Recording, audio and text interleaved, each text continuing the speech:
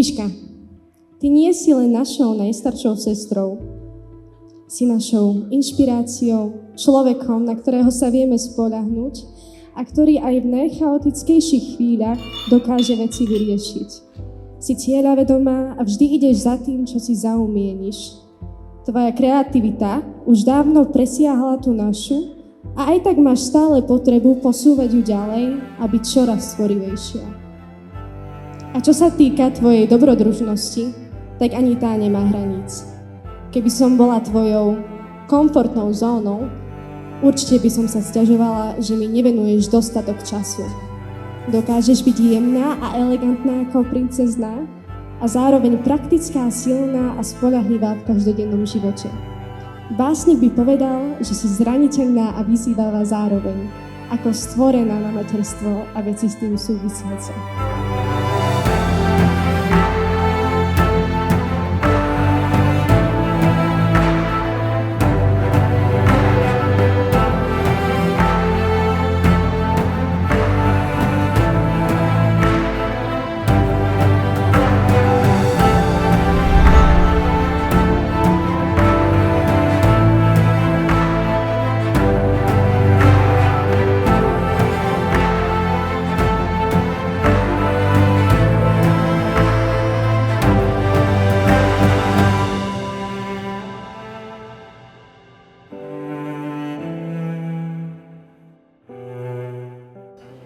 René, bratík môj, možno to nehovoríme často, ale mať brata, na ktorého sa môžeš spoľahnúť aj o polnoci, je veľká vec.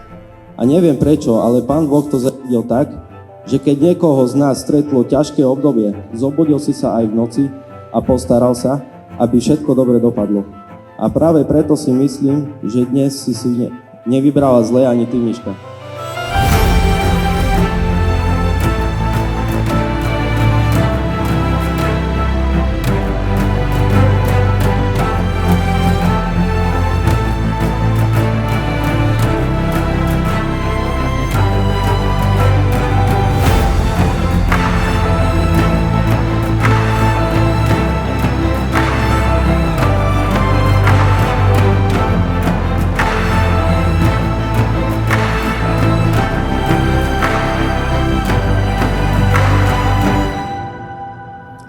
Miška a René, prajme vám, nech váš život je plný lásky, smiechu a neobyčajných výhľadov. Nech sa vám obyčajné dni menia na malé sviatky a tie ťažšie vás naučia držať sa pevnejšie za ruky. Nech nekráčate životom vedľa seba, ale spolu.